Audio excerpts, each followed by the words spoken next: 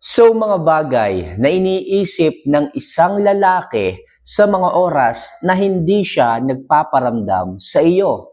Kaya kayo mga kamamay, kung ang isang lalaki feeling ninyo na tinitiis kayo, na hindi nagpaparamdam sa inyo, na kung ano-anong ginagawa, hindi nagchat-chat, hindi nagbe-message o tumatawag sa inyo, sa madaling sabi, tinitiis kayo ng isang lalaki. Sasabihin ko po sa inyo kung ano po yung mga bagay na nilalaman ng kanilang mga isipan, oras na hindi sila nagpaparamdam o oras na tinitiis nila kayo. So mga kamamay, isa lang palagi ang aking gustong i-request sa inyo if ever na nagugustuhan nyo po yung mga videos, advices na ginagawa ko dito. Huwag nyo sana kalimutan na mag-subscribe, mag-like, syempre, yung notification bell, huwag niyong kalilimutan at mag-comment dito kung sakaling meron kayong katanungan o meron kayong gustong idagdag o meron kayong gustong ipatapik tungkol sa inyong mga buhay pag-ibig. So, ilagay niyo lang po yan sa comment section. Pag nakita ko po at nabasa yan, ako po ang bahalang gumawa ng topic gaya ng mga topic na inilalabas ko kagaya neto. So, mga kamamay, kung napindot nyo na po yung mga buttons dyan, maraming salamat at simulan na po natin ang topic ngayong umagang ito. So ano nga ba yung maraming bagay na naiisip ng isang lalaki sa mga oras na hindi niya nagagawang magparamdam sa iyo? So number 1, iniisip niya kung ano ang mga gagawin mong aksyon. Yes, mga kamamay, sa mga oras na hindi siya nagpaparamdam, binabantayan niya yung mga galaw mo, yung mga moves mo, kung ano ba yung mga bagay na dapat mong gawin o kung ano ba yung mga bagay na gagawin mo sa mga oras na wala siyang paramdam sa iyo. Yes, mga kamamay, talagang binabantayan niya ng isang lalaki kung ano ba yung magiging reaksyon at magiging action mo sa ginagawa niyang paniniis sa iyo, sa ginagawa niyang hindi pagpaparamdam sa iyo. Tinitingnan niya kung ikaw ba ay maghahabol. Tinitingnan niya kung ikaw ba ay tatawag sa kanya. Tinitingnan niya kung ikaw ba ay magtitiis din. O tinitingnan naman niya kung ano yung gagawin mong pagmamakaawa sa kanya. Lahat ng yan mga kamamay, ready na ang isang lalaki para hintayin yan. So sa isang banda mga kamamay, naghihintay lang talaga yan kung ano yung moves na gagawin mo sa mga oras na ginawan ka niya ng no contact rule. Diyan ka niya mababasa. Diyan ka niya mai-evaluate kung anong klaseng babae ka pagdating sa inyong pag-ibig. Diba, ikaw ba yung matiisin? Ikaw ba yung babaeng hindi naghahabol? Ikaw ba yung babaeng mataas din ang pride? At dyan siya didepende, okay, nang gagawin sa iyo. Kaya be careful mga kamamay sa mga gagawin yung aksyon oras na hindi magparamdam ang isang lalaki. So mga kamamay, sana po ay malinaw tayo dyan. Okay? So next, number 2, naiisip din niya kung hanggang saan ang magiging paghahabol mo. Sa madaling sabi, tinitingnan niya kung maghahabol ka ba sa kanya or hindi. Okay? Kung sakali namang naghabol ka sa kanya, medyo delikado tayo dito pag naghabol kayo mga kamamay. Kamamay, bakit naman? Masama po ba na maghabol sa isang lalaki kung mahal mo naman ito? Walang masama ang maghabol. Ang masama yung araw-araw ka nang naghahabol. Okay? Hindi masama na sabihin mo sa kanya na mahal mo siya. Okay? Na sumasaya ka kapag kasama mo siya. At kung lalayo siya ay hindi mo kaya. Pero yung araw-araw mo sasabihin yan, araw-araw na ipinapakita mo yung paghahabol mo sa kanya, yun ang hindi tama. Yun ang hindi maganda. Bababa ang value mo sa isang lalaki, mawawala ang respeto sa iyo, mawawala ang paghahabol niya sa iyo sapagkat ikaw nga yung naghahabol. At ang mahirap dito, kapag bumaba ang value mo, kapag nawala ang love niya sa iyo, kasi nawawala po yung love nababawasan po mga kamamay sa madaling sabi, nababawasan po yung love sa inyo ng isang lalaki kapag naghahabol kayo sa kanya. Bakit? Kasi nga bumababa ang value ninyo, nawawala yung excitement part sa part ng isang lalaki na habulin ka kasi ginagawa mo yung dapat na ginagawa nila at yun nga ang maghabol. Kaya mga kamamay, sa mga oras na hindi nagpaparamdam ang isang lalaki, tinitingnan niya kung hanggang saan ang gagawin mong paghahabol sa kanya. At ang advice ko nga sa iyo, wag na wag kang maghahabol sapagkat oras na ginawa mo yan, bababa ang tingin ng isang lalaki sa iyo at mababawasan ang pagmamahal nito.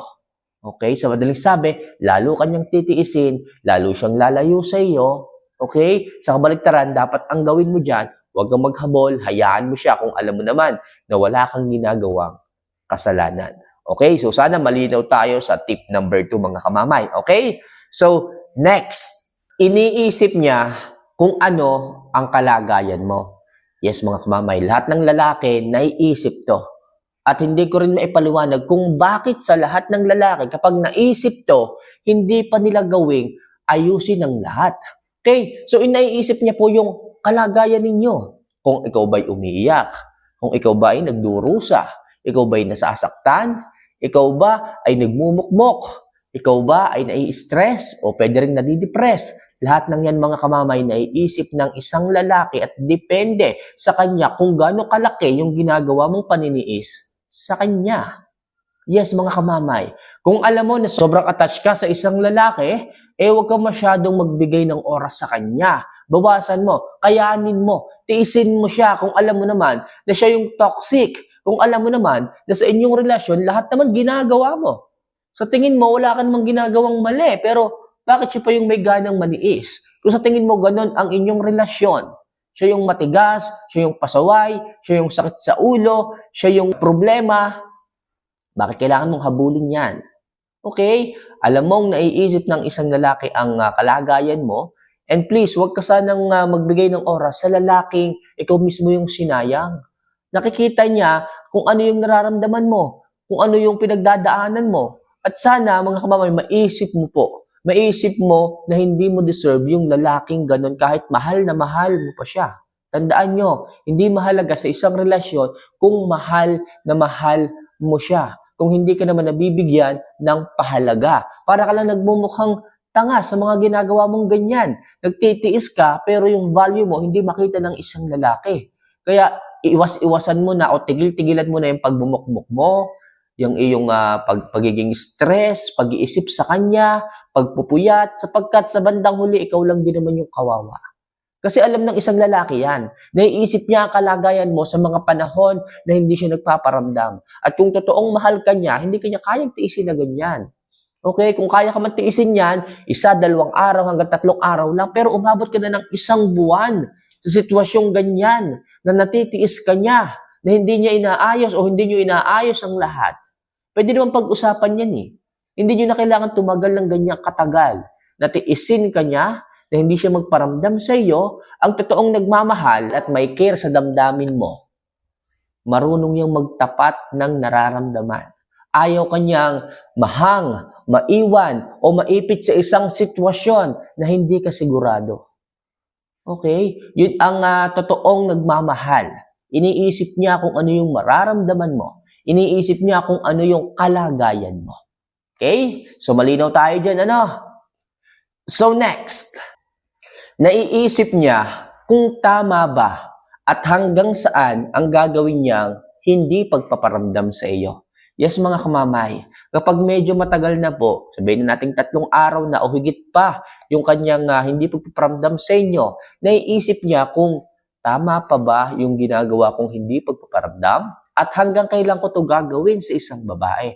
Yes, naiisip niya po yan mga kamamay. Okay? Pero kung kayo po yung babae na habol ng habol, message ng message, maya't maya ang tawag, maya't maya ang pakikiusap, ang pagmamakaawa na bumalik ka na, hindi ko na kaya. Lalo nyo pong pinapakitahan ng bagay na dapat hindi siya bumalik sa inyo kapag kaganyan.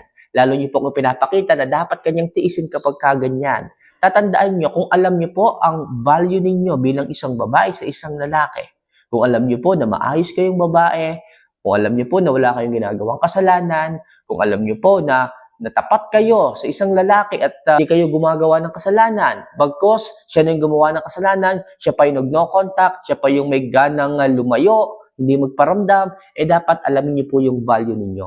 Kayo na po yung lumayo, wag po kayong maghahabol, kaya please mga kamamay, makakapag-isip ang isang lalaki kung ito na ba yung tamang oras para tigilan niya ang hindi pagpaparamdam.